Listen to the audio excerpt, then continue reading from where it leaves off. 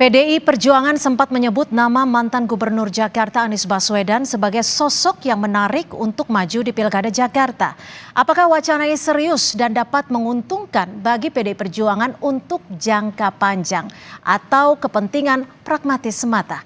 Kita akan bahas bersama politisi PDI Perjuangan Masinton Pasaribu, pendiri Indobarometer M. Kodari, dan juga sahabat Anies Baswedan yang juga produser Jakarta Melayu Festival, Bang Geis Halifa. Terima kasih Bang Geis sudah tiba di studio Kompas TV, dan juga Bang Masinton dan Bang Kodari melalui Zoom. Saya langsung ke Bang Masinton. Bang Masinton, ini serius untuk melirik, baru sekedar melirik ke Anies Baswedan, atau justru sudah satu suara PDI Perjuangan mendukung Anies di Pilkada Jakarta? Bang Masinton.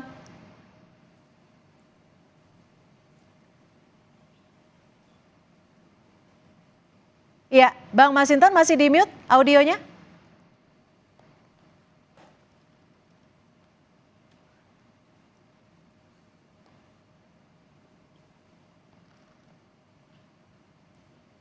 Ya, saya akan mencoba ke Bang Masinton Pasaribu. Silakan, sudah seberapa serius PDI Perjuangan untuk mengusung Anies Baswedan? Hanya sekedar lirikan atau sudah satu suara semuanya?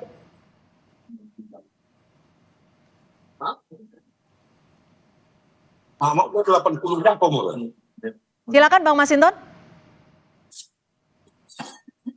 Baik, kami akan coba memperbaiki hubungan audio dengan Masinton Pasaribu. Saya ke Bang Geis dulu. Bang Geis, Anda menyebut sebagai sahabat Anies Baswedan. Ini Mas Anies sendiri setuju tidak jika didukung oleh PDI Perjuangan? Kalau soal setuju, sangat setuju ya. Anies didukung oleh Nasdem, oleh PKB, PKS sebelumnya, ditambah lagi dengan PDI Perjuangan, itu menjadi sebuah atmosfer baru bagi Jakarta, dan itu bagus sekali. Jika boleh memilih, Mas Anies cenderungnya peluangnya memilih didukung partai mana yang lebih memungkinkan? Ya kalau itu tidak ada yang lebih di antara satu yang lainnya. Saya kira itu kan otoritas pemilih cagup dan cawagup, otoritas partai ya, bukan otoritas Anies. Jadi saya kira kalau soal dia berkolaborasi dengan siapapun, dia akan siap itu. Oke, siap juga didukung PDI Perjuangan ya. Saya ke Bang Kodari. Bang Kodari, kalau Anies didukung PDI Perjuangan, ini keuntungan untuk PDI Perjuangannya apakah hanya sekedar pragmatis atau bisa jangka panjang, atau justru akan merugikan PDI Perjuangan dalam jangka panjangnya? Pertama-tama saya harus menyampaikan analisa bahwa menurut saya PDI Perjuangan itu kecenderungannya akan mengajukan calon yang lain ya selain Anies Baswedan. Kenapa demikian? Pertama karena PDI Perjuangan itu kursinya besar di DKI Jakarta, 15 kursi, sementara syarat adalah 22 kursi. Jadi saya merasa PDI Perjuangan sebagai partai besar di Jakarta tentu punya keinginan untuk mengajukan calon gubernur. Yang kedua, PDI Perjuangan bukan tidak punya tokoh ya, atau tidak punya kandidat dari internal mereka. Sebut saja misalnya Ahok ya, yang sudah pernah maju 2017, sudah pernah menjabat gitu kan, dari segi pengalaman, dari segi dukungan Ibu Mega, dekat sekali dengan Bu Mega. Jadi menurut saya sangat-sangat mungkin. Belum lagi kalau kita menyebut nama-nama yang lain, entah Pak Andika, entah misalnya Bang Masinton sendiri gitu ya, atau temannya Bang Masinton, Once Mekel. Banyak sekali nama-nama yang ada dari PDI Perjuangan. Lain ceritanya kalau PDI Perjuangan punya kursi tapi nggak punya kandidat. Tokoh Terus, gitu ya. yang ketiga yang membuat ini juga menjadi tidak mudah adalah bahwa background sosiologis atau basis suara dari Mas Anies itu lebih cocok atau lebih mirip sejauh ini dengan PKS ketimbang dengan PDI Perjuangan begitu. Dan saya kira tentu akan ada perdebatan di internal PDI Perjuangan, apakah kemudian bergabungnya Anies dengan PDI ini akan membawa suara atau justru malah melarikan suara gitu. Itu saya kira satu perdebatan sendiri. Jadi per hari ini sih saya melihat PDI Perjuangan tetap dengan kemungkinan terbesar adalah mengajukan calon dan tidak mendukung Mas Anies tapi mengajukan calon sendiri. Itu analisa dari saya. Betul seperti itu Bang Masinton. Akankah memunculkan tokoh-tokoh yang justru dari internal PDI Perjuangan atau melihat situasi karena begitu banyak suara dengan juga elektabilitas dari Anies Baswedan? Ya tentu sebagai partai politik, partai kader ya. Yang pertama itu ya pasti yang kami utamakan adalah kader kami. Namun kan lagi-lagi ya sebagai sebuah keinginan itu kan juga harus berbasis pada realita. Dan realita itu ya tergantung dari komunikasi politik. Satu basis realitanya adalah bahwa PDI Perjuangan sebagai partai politik, perolehan suaranya dan kursi di DKI Jakarta itu belum mencapai target 20% atau 22 kursi dari 106 kursi. Itu baru 15 kursi. Artinya butuh kerjasama dengan partai politik lainnya. Nah, untuk membangun kerjasama ini butuhkan komunikasi. Bentuk komunikasi ini ya pertama ya kita akan bicara tentang bagaimana platform bersama. Kemudian bicara figur. Nah, ketika bicara figur, tokoh tentu ya PDI Perjuangan ya berkepentingan untuk mengusung kadernya. Nah nanti ya tergantung dari kesepakatan apakah sebagai gubernur atau sebagai calon wakil gubernur. Nah tetapi untuk sebagai tokoh atau figur untuk calon gubernur ya itu ada banyak kader-kader. Kalau untuk dukungan terhadap Anies Baswedan seperti apa, Bang Masinton dari PDI Perjuangan?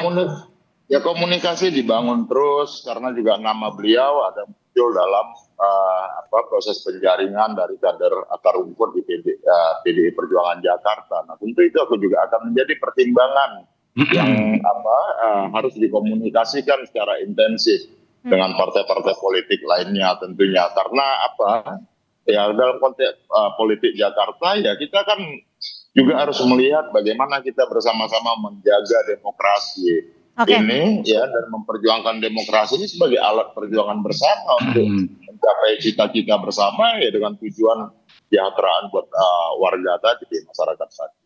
Baik, Bang Geis, ini sebelumnya kan PKS deklarasi Anies dan juga Sohibul. Kalau dilihat dari hitungan politiknya, ini akan mempersulit untuk menggait partai-partai lain tidak saat untuk mendukung Anies Baswedan nanti di November? Saya kira itu nggak problem ya, dan kan masing-masing partai juga sama. PKB mencalonkan Anies dan wakilnya ada disebut Ida Fauzia. PKS juga demikian. Nasdem juga awal-awal kan menyebut nama Sahroni. PDIP, DPD-nya kan menyebut nama Anies, berikut dengan Charles Honoris juga Prasetyo. Ya, Prasetyo. Jadi masing-masing partai ya berusaha membawa kadernya sendiri untuk berpasangan dengan Anies. Yang nantinya saya kira itu akan bertemu lalu memutuskan bersama. Tapi kalau dari Anies sendiri, Mas Anies sendiri, hitung-hitungannya condong gen politiknya mau kemana nih? Kalau dari Anies sendiri dengan siapapun gitu loh. Karena kan Anies ini saya paham lah maksudnya kan Anies ingin dikatakan di kanan. Anies tidak pernah ada di kanan. Anies selalu dari awal selalu di tengah. Dia bukan orang yang selalu berada dalam posisi yang seperti di framing selama ini. Buka saja narasi-narasinya, kebijakan-kebijakannya kan jelas itu. Bagaimana moderatnya dia dalam memimpin Jakarta. Nah dalam konteks ke depan, siapapun yang menjadi wakilnya karena otoritasnya bukan pada dia ya. Otoritasnya kan pada partai. Maka kita lihat saja nanti bagaimana partai-partai itu memutuskan pada akhirnya siapa. Tapi kalau dalam konteks Aniesnya, dia berkolaborasi dengan siapapun itu bagus dan hasilnya mengejutkan. Sebagai salah satu contoh adalah Jakarta Kota Kolaborasi. Kan yang buat bukan Pemprov, yang buat adalah anak-anak muda. Atau ya peta transportasi Jakarta. Petanya juga yang buat bukan dari Pemprov. Itu dia berkolaborasi dengan anak-anak muda pengamat transportasi publik. Artinya bahwa selama ini dia memang menggunakan otoritasnya untuk berkolaborasi, bukan untuk melakukan instruksi. Oke. Bang Kodari, kalau nanti PDI Perjuangan dengan PKB gitu, nanti posisinya apakah akan ditinggalkan Kim atau seperti apa analisa Anda? Ya, saya melihat memang PKB mungkin akan jadi faktor kunci ya, karena begini, per hari ini kan ada perkembangan yang menarik bahwa PKS mendeklarasikan pasangan Anies Baswedan dengan Sohibul Iman. PKB yang tadinya mendukung Anies, mewacanakan Anies sebagai gubernur, merasa kemudian peluang untuk mengambil posisi wakil ya, entah Ida Fauzia, entah siapa, itu menjadi tertutup. Menurut saya pada titik ini PKB sebetulnya menjadi partai politik yang bukan mustahil akan membuka komunikasi dengan PDI Perjuangan. Kan kursinya PDI Perjuangan kan 15. Lalu kemudian PKB kalau tidak salah 10 gitu. Kalau bergabung 25. Nah, PDI Perjuangan kalau mengambil posisi sebagai calon gubernur dengan pertimbangan kursinya lebih besar, mungkin juga dengan elektabilitas lebih tinggi, kabarnya kan Ahok itu surveinya ada di 3 besar, maka kemudian menjadi sesuatu yang sangat klop ya. Saya kira bahwa bukan mustahil nanti poros yang terbangun atau tercipta adalah porosnya PDI Perjuangan dengan PKB begitu. Dan pada titik itu kemudian ada kemungkinan PKS tidak bisa maju dengan calon gubernurnya karena kalau dia tidak bisa menggandeng partai politik lain pengganti PKB, entah Nasdem, entah Golkar, entah partai manapun juga, maka kemudian kursi PKS yang 18 itu tidak memenuhi persyaratan gitu. Yang jelas menurut saya sih kemungkinannya masih sangat besar dalam Pilkada Jakarta ini karena kubu yang satu lagi misalnya Koalisi Indonesia Maju juga kan belum betul-betul kompak ya dalam mengajukan calon. Ada nama Ridwan Kamil, tetapi kemudian Ridwan Kamil ini oleh Partai Golkar sendiri diwacanakan lebih kepada Jawa Barat. Gitu. Sehingga kemudian misalnya nanti ternyata Ridwan Kamil itu dicalonkan sebagai gubernur, tetapi kemudian Golkar tidak seret, akhirnya Golkar mungkin mengajukan nama Ahmed Zaki Iskandar misalnya menjadi calon wakil gubernurnya Anies Baswedan gitu. Jadi segala kemungkinan masih bisa terjadi. Masih sangat cair ya. Kalau pertanyaannya Pak PKS gabung dengan PDI, menurut saya itu hanya bisa terjadi apabila PKB, Nasdem itu gabung dengan Kim, sehingga akhirnya yang tersisa istilahnya cuma PKS dan PDI sendiri. Jadi artinya otomatis ditinggalkan Kim gitu ya? Iya sih, ditinggalkan oleh PKB, ditinggalkan oleh Kim untuk bergabung, ditinggalkan PKB, tinggalkan Nasdem untuk bergabung dengan Kim, sehingga yang tersisa hanya PKS dan PDI Perjuangan. Nah, baru pada titik itu dimungkinkan adanya koalisi PDI Perjuangan mengusung Anies. Misalnya nih ya, dalam imajinasi kita yang paling liar, Anies Baswedan berpasangan dengan Basuki Cahayapurnama _ Ahok. Nah, itu dia. Tapi kan secara peraturan tidak bisa kalau itu. Oke, saya ke Bang Masinton. Peraturan mana? Siapa yang mengatakan tidak mungkin? Kan katanya kalau sudah gubernur tidak boleh menjadi calon wakil gubernur. Kalau sudah pernah menjabat. Saya baru dengar itu. Kalau jelas di masa lalu saya udah pernah ngalamin bagaimana misalnya Mas Bambang DH, wali kota Surabaya itu maju jadi calon wakil Surabaya mewakili Bu Risma gitu. Jadi setahu saya sih nggak ada aturan itu. Mungkin berlaku untuk pilpres saja itu. Oke, saya ke Bang Masinton. Bang Masinton, ini saat ini mayoritas suaranya tuh menuju ke siapa sih untuk Pilgub Jakarta khususnya di November mendatang? Apakah lebih besar untuk mengusung kader sendiri atau hitung-hitungannya jika elektabilitas Anies begitu besar lebih baik menang saja dan mengusung Anies? Justru kan sedang kita kaji ya, baik itu tentang figur, kemudian juga persoalan dukungan partai-partai politik ini kan harus dikomunikasikan secara bersama-sama dengan partai politik lainnya. Artinya kalau mau membangun kerjasama kan itu dengan segmen yang berbeda, itu kan harus saling menguatkan, ya, bukan saling merugikan. Nah, artinya ya banyak hal lah yang harus dikaji dan dikomunikasikan secara bersama-sama. Oke, tapi Bang Masinton begini, maaf saya potong. Cair dan dinamis lah. Maaf saya potong Bang Masinton. Jika memang PDI Perjuangan nantinya mengusung Anies Baswedan di Pilkada 2024 ini, apakah ini juga berarti di 2029 mendatang di Pilpres akan juga mendukung Anies Baswedan? Karena bisa dikatakan Pilkada Jakarta ini kan seperti representatif panggung demokrasi untuk Pilpres 2029.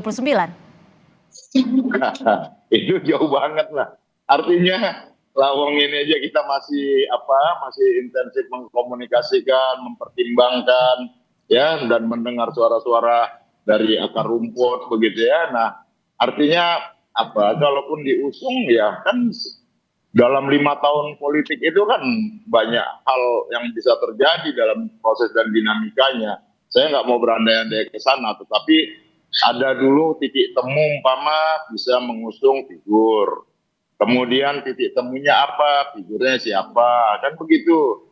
Nah, baru bisa kemudian kita mendaftarkan secara bersama-sama memenuhi syarat itu. Nah, artinya kalau sekarang intensitas komunikasi itulah yang harus kita bangun bersama-sama karena kita sadar bahwa kita tidak bisa sendiri, Ya. harus bersama-sama. Seperti Oke, itu.